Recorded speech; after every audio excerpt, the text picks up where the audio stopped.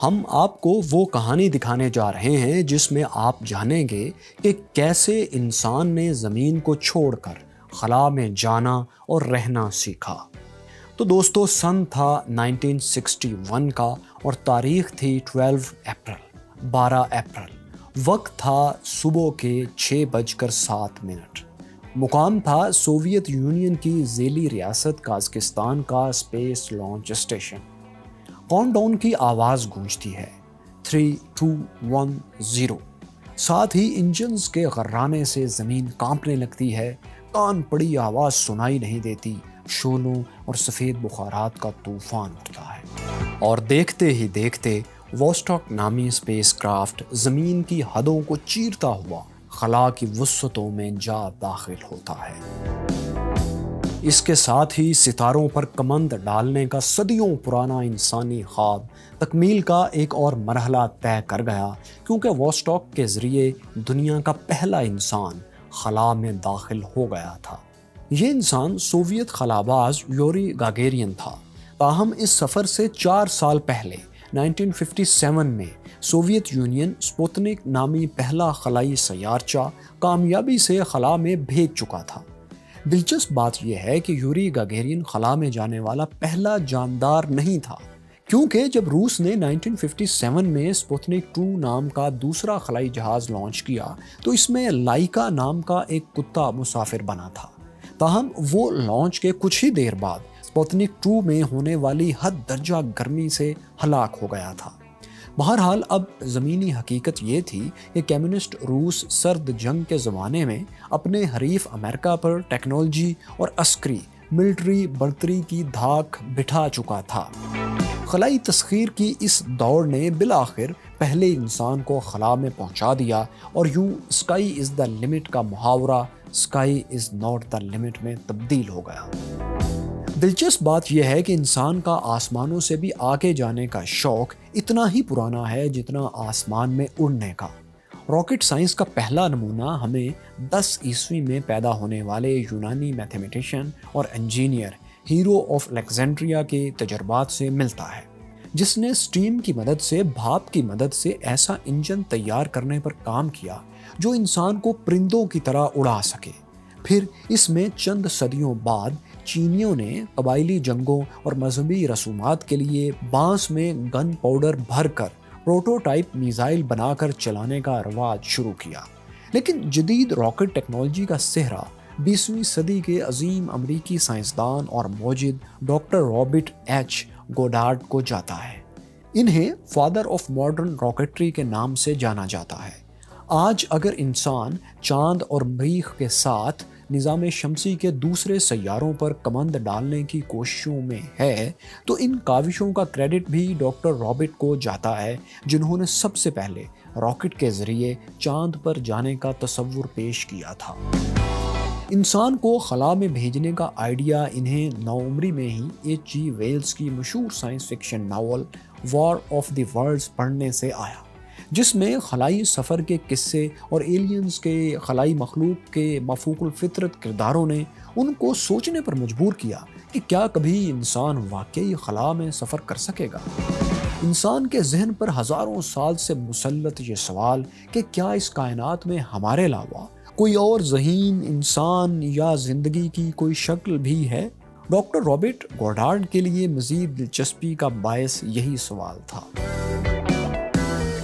Galileo کی 17ویں صدی میں بنائی دوربین نے آسمانوں میں دیکھنے کے لیے جو سہولت انسان کو دی، اس سے مرتب کردہ لٹریچر بھی رابرٹ گوڈارڈ کے زیر مطالعہ رہا۔ وہ پہل چاند پر موجود گڑھوں کو سمندر سمجھ کر ان میں جانداروں کی تلاش کی کوشش کرتا رہا۔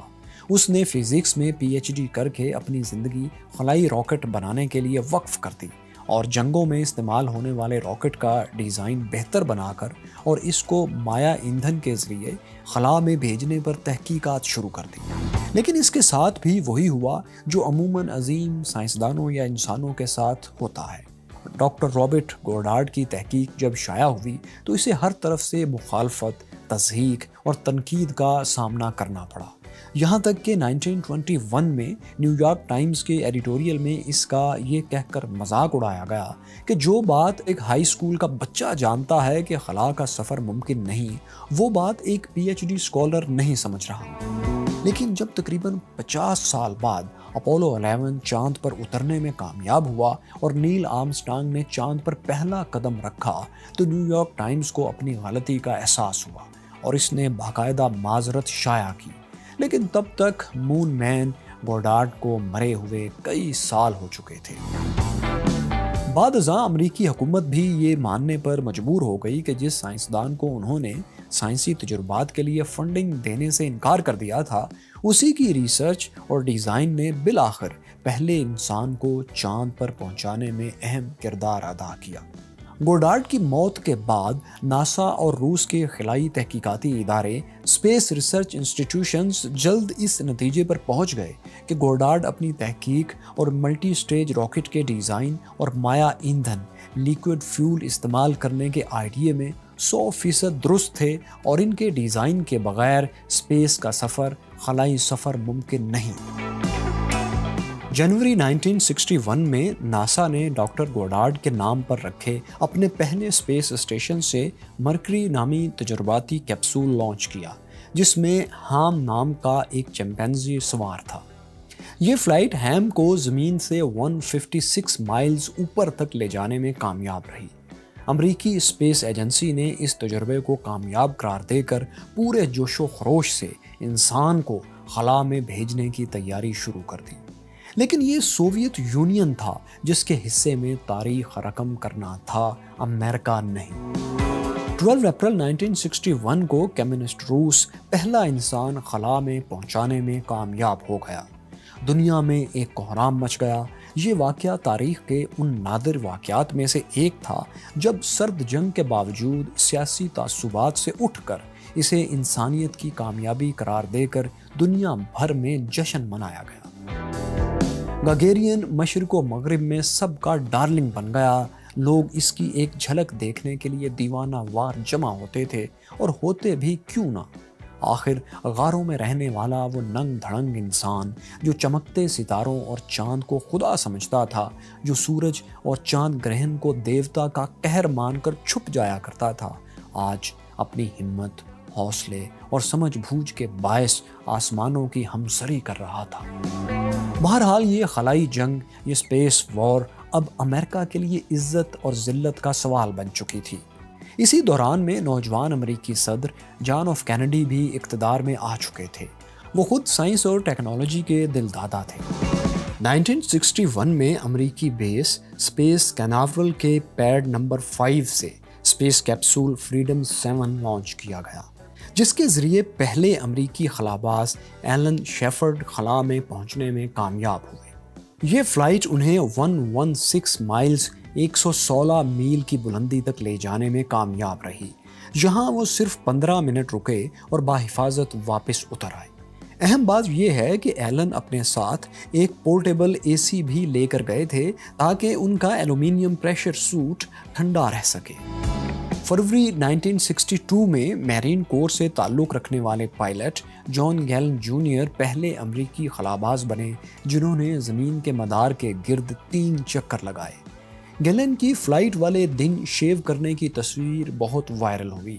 جب ان سے پوچھا گیا کہ وہ شیو کرتے وقت کیا سوچ رہے تھے تو جواب دیا کہ ڈر رہا تھا شیو کے دوران کوئی کٹ نہ لگ جائے، ورنہ یہ ایک بہت اچھے دن کا برا آغاز ہوتا۔ 1963 میں خلائی سفر میں ایک نئی تاریخ رقم ہوئی جب ویلنٹینا ترشخوف خلا میں جانے والی دنیا کی پہلی خاتون بنی۔ انہوں نے 70 گھنٹوں کے دوران زمین کے گرد 48 چکر لگائے۔ اس کارنامے پر ویلنٹینا کو سوویت یونین کا ہیرو قرار دیا گیا۔ اب خلا میں انواع و اقسام کے تجربات کی پہل ہو چکی تھی، کیونکہ خلائی اداروں اور خلابازوں میں انجانی دنیا سے برسر پیکار ہونے کے بعد اب اعتماد آنے لگا تھا۔ اس کی ایک مثال 18 مارچ 1965 کو دیکھی گئی، جب روس کے الیگزی لینو خلا میں چہل قدمی کرنے والے پہلے انسان بنے۔ زمین سے 100 میل اوپر تیرتے ہوئے انہوں نے یہ واک 12 منٹ 9 سیکنڈ میں مکمل کی۔ اسی سال جون میں امریکی خلا باز ایڈورڈ وائٹ نے گیس گن کی مدد سے اسپیس واک مکمل کی، جو کہ ہواوے سے برمودا تک 6000 میل پر مشتمل تھی۔ یہ واک انہوں نے صرف 21 منٹ میں مکمل کی۔ تو دوستو 1967 میں پہلا اسپیس ایکسیڈنٹ ہوا، جب روس کے ولادیمیر کیمارو کا خلائی کیپسول زمین پر واپسی کے وقت پیراشوٹ نہ کھلنے کے باعث کریش کر گیا۔ یاد رہے کہ اب تک یعنی اس وقت تک سوویت یونین خلائی دوڑ میں امریکہ سے ایک قدم آگے تھا۔ سب سے پہلے اسپیس کرافٹ کو خلا میں بھیجنے سے لے کر پہلے انسان کو کامیابی سے خلا میں پہنچانا اور پھر اسپیس واک کے ذریعے دنیا کو انگشت بدندہ کر دینا، پہلی خاتون کو خلا میں بھیجنا۔ لیکن آخر کار امریکہ کا بھی وقت آ ہی گیا، جس نے انسانی تاریخ میں ہمیشہ کے لیے ایک سنہری باب اپنے نام کر لیا۔ یہ کارنامہ تھا، جیسے آپ جانتے ہیں، پہلے انسان کو چاند پر اتارنے کا۔ وہی چاند جس پر بڑھیا کے چرخہ کاٹنے کی کہانیاں سنتے سنتے درجنوں، ہزاروں، لاکھوں نسلیں بیت گئیں۔ وہی چاند جس کے حسن کو دیکھ کر شاعر اپنے محبوب کی تشبیہ دیتے ہیں، اور وہی ماہتاب جس کو دیکھ کر ماہ و سال کا حساب لگایا جاتا رہا۔ بالآخر انسان کے قدموں تلے یہی چاند، یہی ماہتاب تسخیر ہو گیا۔ فلوریڈا میں قائم ناسا کے کینیڈی اسپیس اسٹیشن سے 1969 16 جولائی کے دن صبح کے وقت 9 بجے سیٹرن 5 نامی سب سے بڑا اور اب تک کا سب سے طاقتور راکٹ پوری شان و شوکت سے اپولو 11 نامی خلائی کیپسول کو لیے پیڈ اے سے لانچ ہوا اور اپنے 5 F1 انجنز کے ساتھ آسمان کو چیرتا ہوا نظروں سے اوجھل ہو گیا۔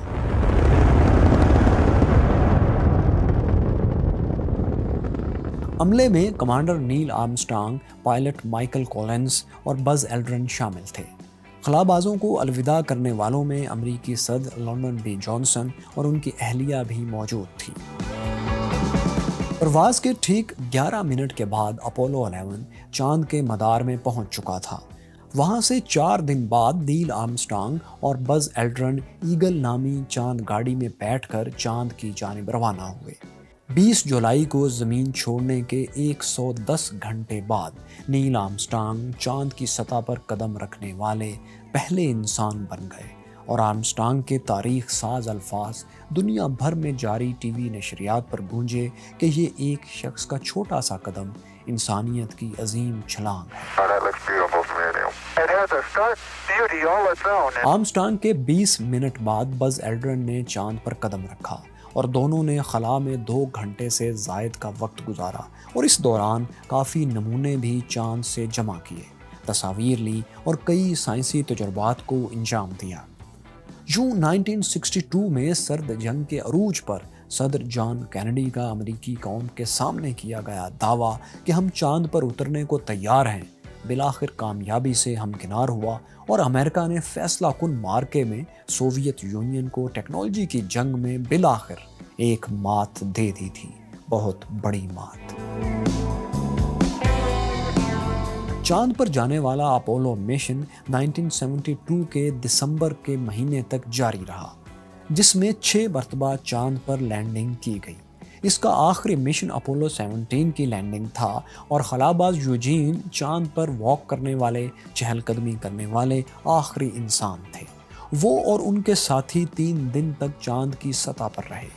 یاد رہے، نیل آرمسٹرانگ کے پہلے قدم کے بعد 11 مزید افراد چاند کی سطح پر اترے۔ ناسا کے تقریباً 4 لاکھ افراد نے اپولو کے 17 مشنز پر کام کیا، جس پر $25 ارب کا خرچ آیا۔ 70 کی دہائی میں اسپیس ٹیکنالوجی کے دوسرے دور کا آغاز ہوا، جب اسپیس کرافٹ کو اسپیس شٹل میں ڈھالنے پر کام شروع ہوا۔ اپنے ناظرین کو اسپیس کرافٹ اور اسپیس شٹل میں فرق بتاتے چلیں کہ ابتدا سے استعمال ہونے والے اسپیس کرافٹ کو خلا میں جانے کے لیے صرف ایک ہی دفعہ استعمال کیا جا سکتا تھا۔ یہ ظاہر ہے ایک مہنگا نسخہ تھا، جبکہ زمینی فضا میں واپس داخل ہونے کے بعد اس کا کیپسول پیراشوٹ کے ذریعے لینڈ ہوتا تھا۔ لیکن اسپیس شٹل ایک ہوائی جہاز کی طرح تھا، جو فضا میں پہنچنے کے بعد اپنے انجنز کی مدد سے آربٹ میں پہنچتا اور پھر واپسی پر کسی ہوائی جہاز کی طرح رن وے پر لینڈ کر جاتا۔ ناسا کی پہلی اسپیس شٹل کولمبیا اپریل 1981 میں مشن مکمل کرنے میں کامیاب ہوئی، جس کے بعد امریکی حکومت نے اسپیس شٹلز کو محفوظ جان کر چیلنجر، ڈسکوری، اٹلانٹس اور انڈیور نامی شٹلز کا ایک پورا فلیٹ تیار کروایا۔ لیکن شٹلز کا سفر اتنا بھی محفوظ نہیں تھا جتنا سمجھا جا رہا تھا۔ 1986 میں شٹل چیلنجر جب فضا میں بلند ہوئی تو صرف 73 سیکنڈ بعد ہی ایک دھماکے سے پھٹ گئی۔ 7 خلاباز جان کی بازی ہار گئے۔ یہ حادثہ ایک زنگ آلود میٹل رنگ کے باعث پیش آیا، جس کے ذریعے بوسٹر کی گرم گیسز باہر نکلی اور مین فیول ٹینک کو آگ لگ گئی۔ بدقسمتی سے 2003 میں پہلی اسپیس شٹل کولمبیا کا بھی یہی حشر ہوا، جو 27 کامیاب مشنز اور 300 دن خلا میں گزارنے کے بعد 28ویں مشن کے دوران زمین کی حدود میں داخل ہوتے ہوئے پاش ہو گئی، اور اس حادثے میں 7 قیمتی جانیں ضائع ہوئی۔ لیکن یہاں پر ان خلابازوں کو خراج تحسین نہ پیش کرنا زیادتی ہوگی جو خلا میں داخل ہوتے ہی اپنی اسپیس شٹل کی سنگین خرابی کے بارے میں جان چکے تھے۔ اس کے باوجود انہوں نے خلا میں اپنا مشن اطمینان سے مکمل کیا اور پھر زمین پر واپس پہنچنے کے پورے جتن کیے۔ ہاں، کامیاب نہیں ہو سکے، یہ ایک الگ دردناک کہانی ہے۔ بالآخر 2011 میں صدر اوباما کے حکم پر اسپیس شٹل پروگرام مہنگا اور غیر محفوظ قرار دے کر بند کر دیا گیا، کیونکہ یہ حقیقت روز روشن کی طرح عیاں ہو چکی تھی کہ اندازوں کے برخلاف خلائی سفر کبھی معمول کی بات نہیں بن سکے گا، اور چیلنجر اور کولمبیا کے حادثوں نے ثابت کر دیا کہ سینکڑوں سفر کامیابی سے کرنے والی خلائی شٹل کی بھی ہر پرواز آزمائشی پرواز ہوگی۔ چاند پر اترنے کے بعد انسان کی نگاہیں اب مریخ پر ٹکی ہیں، جہاں کے اسپیس ایکس نامی ایک نجی امریکی کمپنی کالونی بنانے کی کوششوں میں ہے۔